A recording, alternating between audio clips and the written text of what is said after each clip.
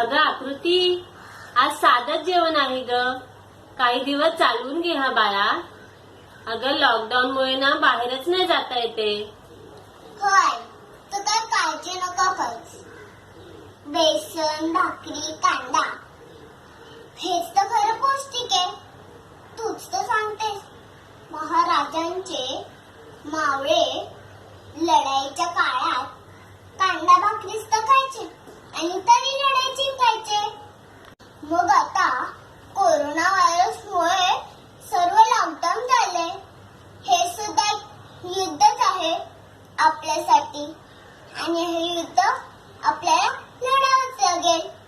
मग आता बेसन, भाकरी, कांदा असेल तरी चालेल, पण दरवाजाची लक्ष्मण रेषा पार करायची नाही. हो आकृती, अगं असं समजून घेतलं तर खूप बरं वाटतं ग. अगं आई, मी तर समजून घेतलं, पण हे पूर्ण जगाने समजून घेतलं पाहिजे. आपण जसं वागलं